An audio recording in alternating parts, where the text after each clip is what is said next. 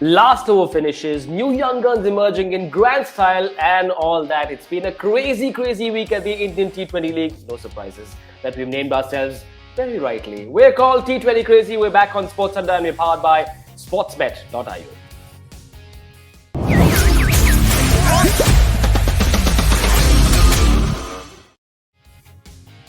Well, the action was super frenetic, and just as well that we've got someone who is fast-paced. He's been frenetic, never fiery all his life. With a smile on his face, Brett Lee is back. Brett, what a whirlwind week it was at the league. How much did you enjoy it? Oh, it was tremendous, wasn't it? I mean, we are called T20 Crazy, and that's exactly what it was.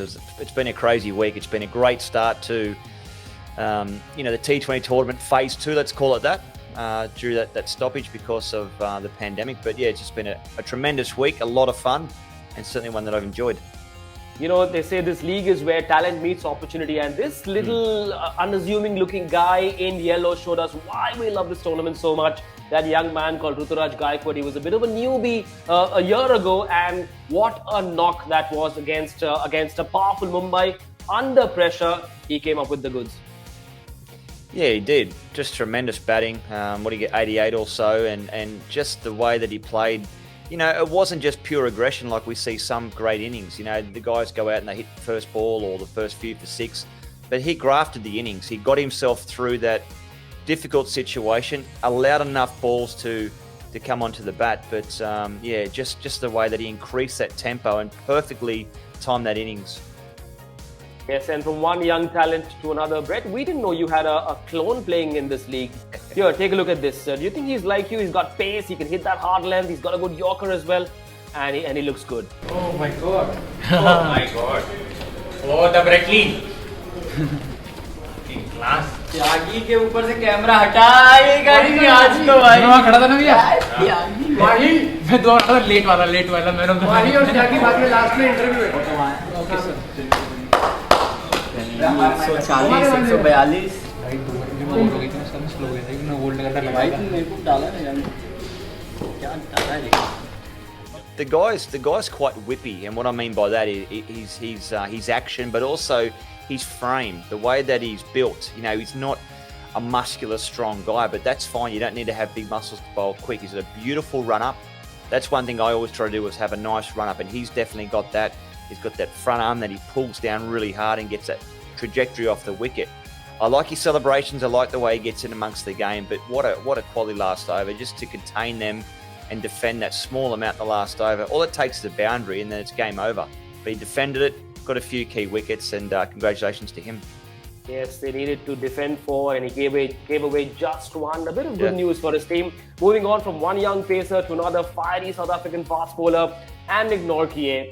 Brett, it was the first game for his side after the restart, and in the very first over, this man cracked up some great pace, dismissed David Warner as well, and set the tone for that game. Raw pace plus great precision is going to be valued regardless of what the format is, isn't it? Look at his speeds there in that first over. Yeah, 149, 146, hitting 151. So consistently over that 145 barrier, which is very, very quick. To get the key wicket of David Warner, firstly, great to see him back. He shouldn't have been dropped, period.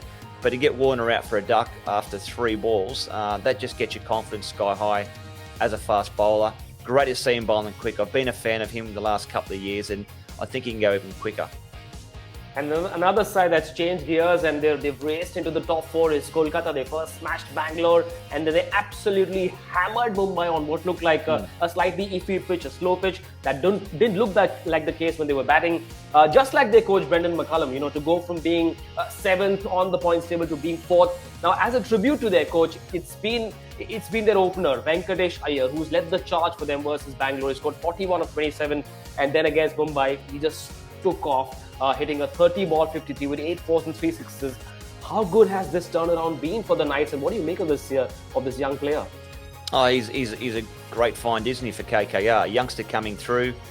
He's got a good surname as well, which definitely helps. But look, he's playing some quality cricket. But I also believe there's a lot of that praise will definitely go to him personally, but a lot of that praise should also go to McCullum, the style of coaching that he is. He used to had this saying with his batting, he'd call it rocks or diamonds. Sometimes you go out there and you get out first ball. Sometimes you go and get 100. So it could be rocks on one day.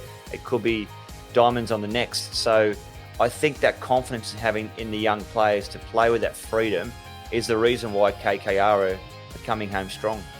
Yes, they found a new diamond, and looks like the Kolkata team is going to shine through a lot. Of course, there was young Rahul Tripathi as well, who made sure that the team won, and we'll make sure that we spice up things a lot more in T20 Crazy with this new segment. It's called Masala Mix.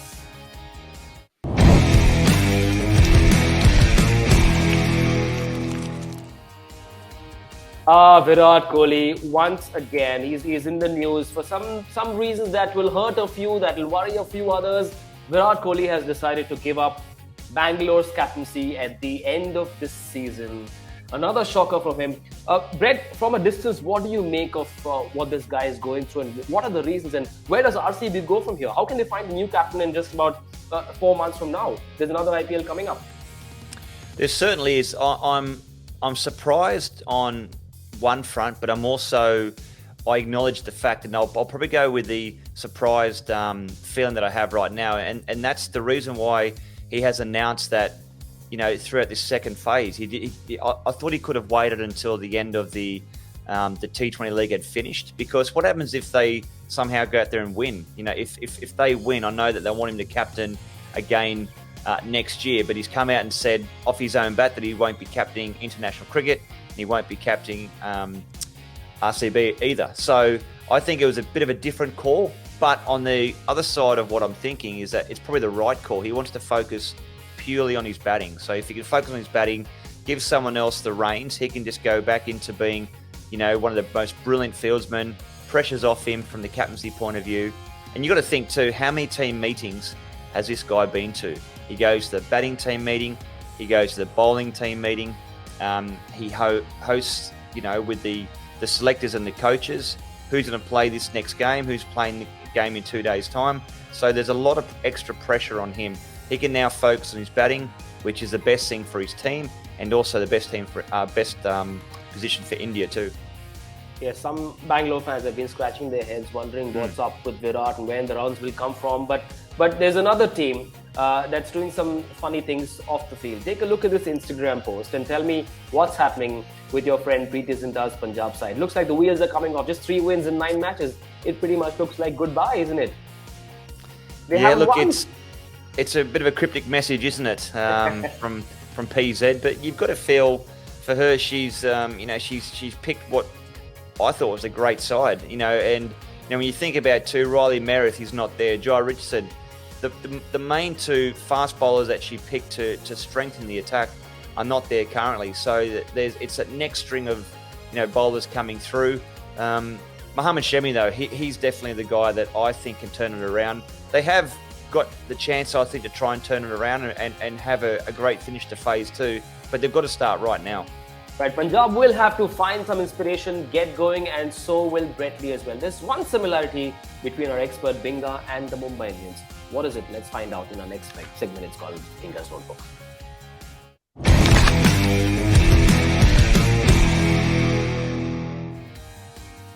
Much like Mumbai, Brett Lee is a slow starter as well, and that is very evident in his report card of his last week's predictions. Binga, 1 out of 5. How do you justify this?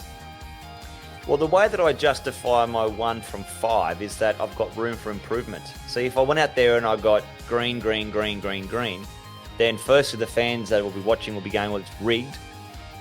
He just, they could just tinker it and do it. But no, look, I think that there was a few upsets in there, and you've got to go with Chennai firstly. I thought Mumbai would have had the most amount of 6s, but congratulations to Chennai. They played a wonderful game, but there is room for improvement, and you might see a few green ticks next week, hopefully. Well, much like life, we give people more chances. Here's one more for you, Binga. Lots of matches coming up. In fact, lots of double headers in week 2 of the second part of the Indian T20 League. They've got 10 matches coming up. It's going to be an absolute party for T20 fans. Up first, what's the one game you're most looking forward to? It's a tough question. I want to see how Chennai continue. If we have a look there, you got Delhi versus Rajasthan, Hyderabad, Punjab, but I think the Chennai versus Kolkata game, I think that's a cracker. That's on the 26th. Abu Dhabi. It's a good wicket. So I want to see how Chennai continue to keep going through this tournament. I think that they've got some momentum now. They're playing some good cricket. They're at the, up close to the top of the tree. So, yeah, I think that one versus Kolkata, because they're coming off a win too. So they're going to look to try and bounce back. Yes, they will try, and that's what you've said you'd like to see, but will they do it? That's our a more specific prediction-based question. And informed Chennai will take on the now resurgent Morgan's Kolkata in Abu Dhabi. Kolkata will, of course, want to keep that winning mojo going and keep climbing up the ladder, stay in the top 4, predict a winner for us for this Chennai-Kolkata game. Got to get Chennai, I think. I think Chennai got the momentum. They're playing some decent cricket. I think Chennai will win. It's all yellow for me. All right, the next question is about this Bangalore-Mumbai game. They lock horns in Dubai. Two teams with a lot of batting firepower. Both teams looking to find that momentum. Which team do you think, Brett, will hit the most number of sixes? Got to go Mumbai. I think Mumbai have got the power hitters, the power players. So Mumbai in Dubai as well. Mumbai in Dubai. It's got a nice little ring to it. Yes, moving on. A struggling Hyderabad will take on a rejuvenated Rajasthan at Dubai. Now, there's been a lot of talk about Sanju Samson as well. Will he score a 50 in this game? I believe he will, and I hope he does, because I love watching him bat. He sometimes falls a bit short because he'll play, an unpredictable stroke. But that's what you get with him. Maybe a little bit of rocks and diamonds in him in terms of a batsman. But I'm a fan, and I think he will get 50 plus. Yes, Kolkata will play 2 games. It's a very, very important week for this side. They've got the momentum. But remember, they go to Sharjah to take on Delhi, who were last year's finalists. They've got the likes of Dhawan in form. Shaw is there as well. Pant is always dangerous, the captain. And Shreyas Iyer has shown some spark as well. Who do you think will top score for Delhi in that game? It's a small ground. Look, I think Rishabh Pant, the skipper, you mentioned his name, and I'm a massive fan of him also. The fact that he can hit down the ground so strongly, but also he's very dainty around the wicket too. He can hit those little nimble 4s and 6s. So Rishabh Pant for me, and hopefully he's got a lot more too, because he's got so much talent to burn, Rishabh Pant. I wonder if Punjab has taken a cue or a little leaf out of Kolkata's book, because they troubled Mumbai's bowlers. Bumrah wasn't as effective either. Now, Mumbai lost to Punjab the last time these two sides faced in this edition of the tournament.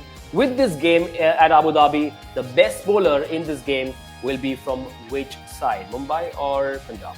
I'm going to go red. I'm going to go Punjab, and I'm going to go Mohammad Shami. He's the ball's been coming out nicely. He's getting a little bit of, movement off the wicket. I think Abu Dhabi, it does offer a little bit for the quicks. So to me, Mohammad Shami. Brave man Binga is picked Punjab to have the better bowler in this side. Binga, how sure are you, given that last week you scored 1 out of 5? Now these are your predictions. How sure are you? Shall we lock these? Well, I'm nervous now that you're making me second guess myself. No, you know what? I'm going to lock it. Let's lock it in. Chennai to be the winner. Team with the most sixes going to be Mumbai. Samson will score 50 plus. Top scorer for Delhi, Rishabh Pant. And the team with the best bowler will be, of course, Punjab, and it'll be Mohammad Shami. Moving on, much like the Mumbai side should as well. On this segment, on this show, we've got a new segment. It's called Batao Brett. It's very interesting.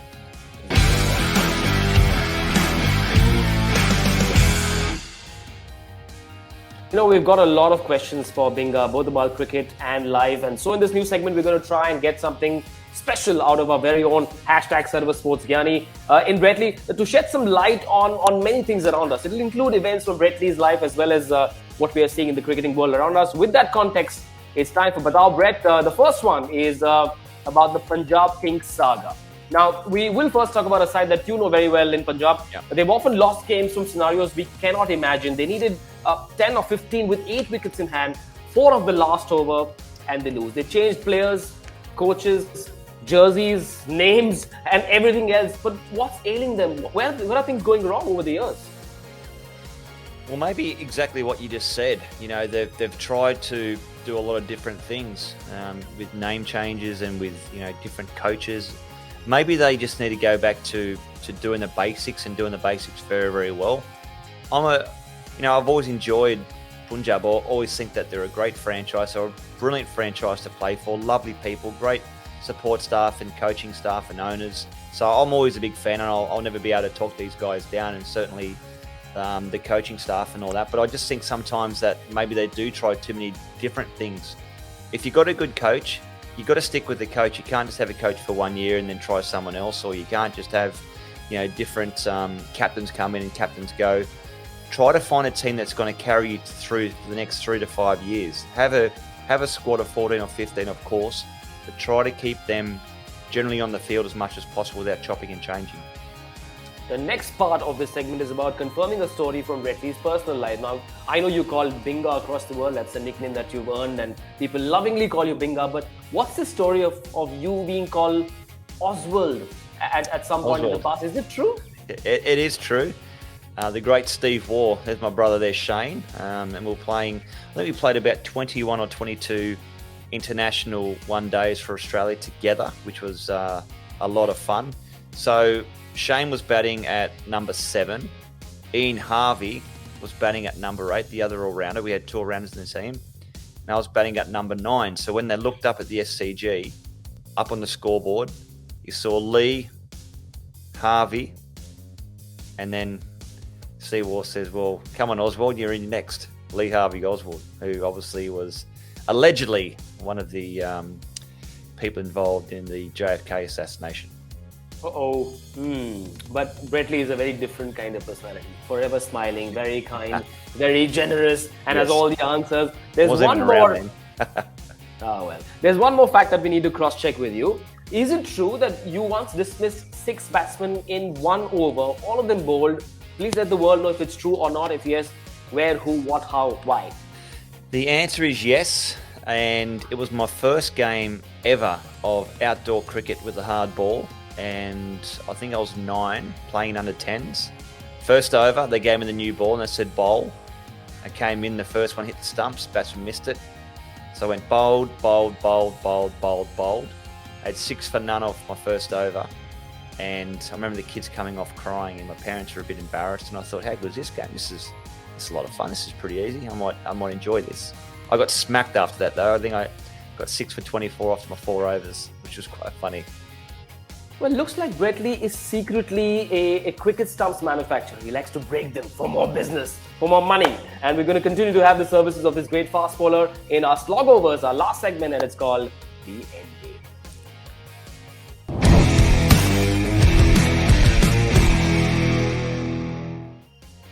This is a segment where Brett Lee asks you guys a question and gives you guys a chance to answer them and win some exclusive Brett Lee merchandise and, of course, a Pyar Bhari Pucchi. Now, last week, Brett, the question you asked is, how many wickets did you take in your final T20 match? What's the answer? Who's the winner? Well, the answer is 3, and the winner is Lokesh Gangwani, and he answered that correctly on YouTube.